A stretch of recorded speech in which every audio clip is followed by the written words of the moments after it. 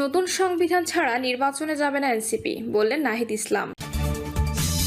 পালানোর জন্য শেখ হাসিনার লজ্জায় ছাদ থেকে ঝাঁপ দেওয়া উচিত, বলছেন দুদু। শেখ হাসিনার চাইতে নির্দয় নারী ঘাতক আর হতে পারে না, বলছে এবি পার্টি। এবং সর্বশেষ জানাবো, ভাড়াটে কিলার দিয়ে প্রবাসীর স্ত্রীকে হত্যা, অংশ নেয় 4 জন। শুনছিলেন সংবাদ শিরোনাম, এবারে বিস্তারিত। পালানোর জন্য শেখ হাসিনার লজ্জায় ছাদ থেকে ঝাঁপ দেওয়া উচিত, বললেন দুদু।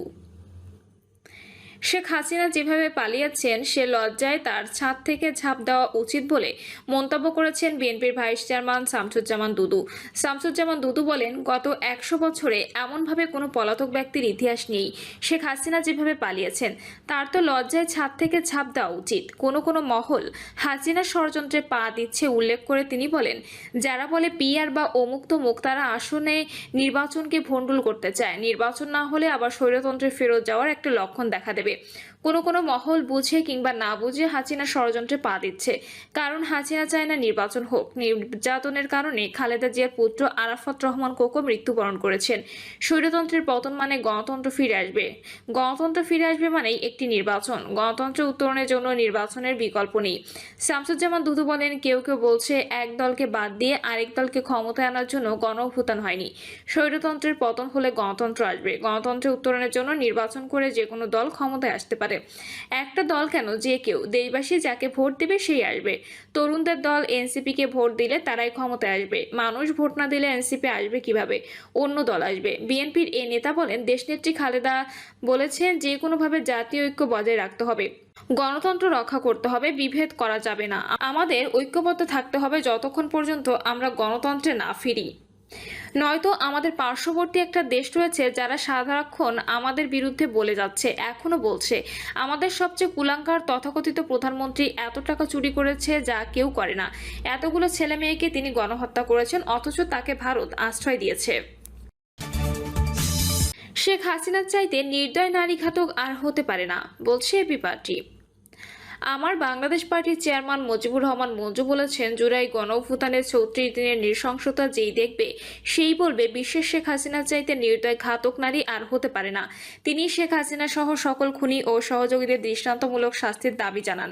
মুজিবুর রহমান মঞ্জু বলেন, ক্ষমতার মোহে অন্ধ ও চরম অহংকারী হয়ে শেখ হাসিনা কোটা নিয়ে জাতির সাথে উপহাস করতে চেয়েছিল। মহান সৃষ্টিকর্তা আল্লাহর ইচ্ছায় তার অহংকারের চরম শিক্ষা অবধারিত হয়ে পড়ে। ফলে জঘন্যতম নৃশংস হত্যাকাণ্ড চালিয়েও তার শেষ রক্ষা হয়নি। জুলাইয়ের নির্মমতা স্মরণ করে এবি পার্টির চেয়ারম্যান বলেন, এই গণহত্যা পৃথিবীর যে কোনো পৈশাচিক দুঃশাসনের ইতিহাসকে ম্লান করেছে। গুম, খুন, লুটপাট, হেলিকপ্টার থেকে গুলি, কারফিউ জারি সহ সব ধরনের অত্যাচার চালিয়ে জনগণকে দমন করার চেষ্টা করেছে। শহীদ জিসানের মা জেসমিন আক্তার বলেন, আমার ছেলে আব্দুর রহমান জিসান রায়েরবাগে শহীদ হন। জিসানের শাহাদাতের পর তার শোক ও দুঃখে তার স্ত্রী আত্মহত্যা করে। আমার একসাথে 2টি সন্তান হারাতে হয়েছে। জিসান ছিল আমার একমাত্র ছেলে। আমি খুনি হাসিনার বিচার চাই। শহীদ নুরু ব্যাপারীর স্ত্রী রোমানা বেগম বলেন, আমার স্বামী রায়েরবাগে শহীদ হন। পরিস্থিতি এমন ছিল, আমার স্বামীর লাশটাও তখন আমি আনতে পারিনি। নতুন সংবিধান ছাড়া নির্বাচনে যাবে না এনসিপি, বললেন নাহিদ ইসলাম। জাতীয় নাগরিক পার্টির আহ্বায়ক নাহিদ ইসলাম বলেছেন, এখন যে সংবিধান রয়েছে সেটি আওয়ামী সংবিধান। এটি সংস্কার করে নতুন সংবিধান প্রণয়ন করতে হবে। তিনি বলেন, মৌলিক সংস্কার, নতুন সংবিধান আর হাসিনার বিচার ছাড়া নির্বাচন হলে এনসিপি অংশ নেবে না, আর সেই নির্বাচন দেশের মানুষও মেনে নেবে না। এনসিপি আহ্বায়ক বলেন, আমরা পরিষ্কার করে বলেছি, এত মানুষের রক্ত, এত মানুষের আত্মত্যাগের জুলাই আন্দোলন কেবলমাত্র ক্ষমতার পালাবদলের জন্য, তা আমরা মেনে নেব না। তিনি বলেন, চাঁদাবাজ, দুর্নীতিবাজ, দখলদার, মাফিয়া, দুর্নীতিবাজ, ব্যবসায়ী, সিন্ডিকেট বন্ধ করতে হবে। হাসিনা দোসরদের প্রতিহত করতে হবে। মানুষের ভাগ্যের উন্নয়ন ঘটাতে হবে। নাহিদ ইসলাম বলেন, বিগত দিনে আমরা শুনে এসেছি শুধু উন্নয়ন আর উন্নয়ন, বাস্তবে কিছুই নেই। রাজা যায় রাজা আসে, লালমনিরহাটের মানুষের ভাগ্যে উন্নয়ন হয় না। তিনি বলেন, তিস্তা নদীর পানি যথাযথ ব্যবহার করার সুযোগ না থাকায় পুরো উত্তরাঞ্চলে অবহেলিত হয়ে রয়েছে। খুব দ্রুত নদী ও সীমান্ত সুরক্ষা আন্দোলন শুরু করা হবে। তিনি বলেন, ভারতের কাছ থেকে নদীর পানির ন্যায্য হিস্সা ও সীমান্ত সুরক্ষা করতে সরকারকে বাধ্য করা হবে। দেশের উন্নয়নে আগামী নির্বাচনে এনসিপির পক্ষে থাকার আহ্বান জানান তিনি। এনসিপি দক্ষিণ অঞ্চলের মুখ্য সংগঠক হাসনাত আব্দুল্লাহ বলেন, গুম খুন হত্যার বিচার হয়নি। যারা আমাদের ভাইকে পাখির মতো গুলি করেছে, হত্যা করেছে, তাদের বিচার হয়নি। তিনি বলেন, তত্ত্বাবধায়ক সরকারকে বলতে চায়, যতগুলো অ্যাসাইনমেন্ট নিয়ে ক্ষমতায় বসেছেন তার একটি হলো নির্বাচন। শুধু নির্বাচন দেওয়া আপনাদের অ্যাসাইনমেন্ট নয়। সংস্কার, নতুন সংবিধান আর হাসিনার বিচার ছাড়া নির্বাচন নয়। ভাড়াটে কিলার দিয়ে প্রবাসীর স্ত্রীকে হত্যা, অংশ নেয় 4 জন। কুমিল্লার বুড়িচংয়ে চাঞ্চল্যকর প্রবাসীর স্ত্রী হত্যার রহস্য উদ্ঘাটন করা হয়েছে। লাশ উদ্ধারের 24 ঘন্টার মধ্যে ঘটনার রহস্য উদ্ঘাটন করেছে পুলিশ। ভাড়াটে কিলার দিয়ে প্রবাসীর স্ত্রী ফেরদৌসীকে খুন করা হয়। কিলিং মিশনে অংশ নেয় 4 জন। হত্যাকাণ্ডের ঘটনা ঘটিয়ে লাশ গুম করে ঘাতকরাই ফেরদৌসীকে খোঁজাখুঁজি করে এবং স্বজনদের সঙ্গে আর্তনাদে অংশ নেয়। এদিকে হত্যাকাণ্ডের মোটিভ এবং এর কারণ বের হয়েছে আইন শৃঙ্খলা বাহিনীর। এর আগে 4 দিন নিখোঁজ থাকার পর উপজেলার দক্ষিণ গ্রাম এলাকার সেপটিক ট্যাঙ্ক থেকে প্রবাসীর স্ত্রীর মরদেহ উদ্ধার করা হয়। ঘটনার 4 জনকে গ্রেপ্তার করা হয়। দুপুরে বিষয়টি নিশ্চিত করেছেন বুড়িচং থানার ভারপ্রাপ্ত কর্মকর্তা মোহাম্মদ আজিজুল হক।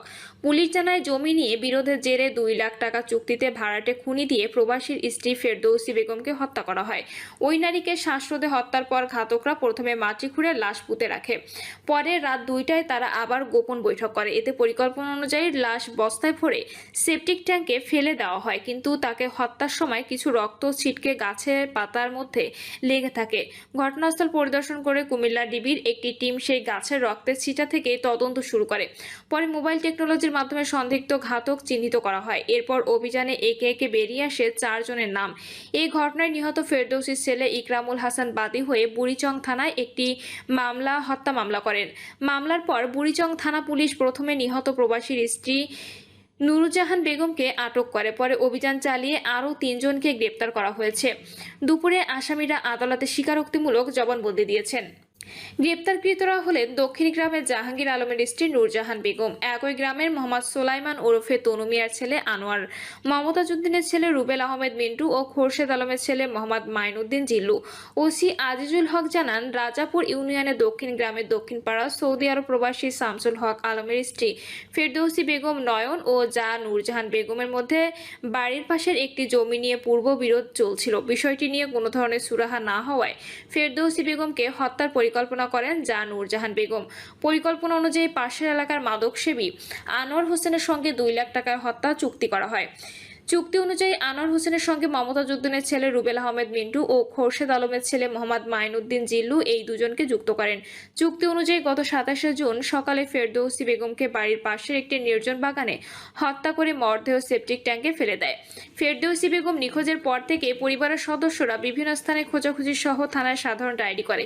এরপর সকাল 8টায় স্থানীয়রা বাড়ি থেকে 200 গজ দূরে একটি নির্জন বাগানের সেপটিক ট্যাঙ্কে বস্তাবন্দি লাশের সন্ধান পেয়ে বুড়িচং থানা পুলিশকে খবর দেয়। খবর পেয়ে পুলিশ ঘটনাস্থলে উপস্থিত হয়ে বস্তাবন্দি অবস্থায় গৃহবধূর মরদেহ উদ্ধার করে। ওসি জানান, এই ঘটনার পর ফেরদৌসীর ছেলে ইকরামুল হাসান বাদী হয়ে বুড়িচং থানায় হত্যা মামলা করেন। মামলার পর বুড়িচং থানা পুলিশ প্রথমে নূরজাহান বেগম আটক করে। তার দেওয়া তথ্য অভিযান চালিয়ে আরও 3 আসামিকে গ্রেপ্তার করা হয়। এ সময় আসামিদের কাছ থেকে ফেরদৌসীর কানের দুল, গলার চেইন উদ্ধার করা হয়। আসামিদের দুপুরে আদালতে পাঠালে তারা হত্যার ঘটনা স্বীকার করে জবানবন্দি দেন। এরপর তাদের কারাগারে পাঠানো হয়। প্রিয় দর্শক, এই ছিল এখনকার সর্বশেষ সংবাদ। আপডেট সব সংবাদ পেতে চ্যানেলটি সাবস্ক্রাইব করে বেল আইকনটি ক্লিক করে রাখুন।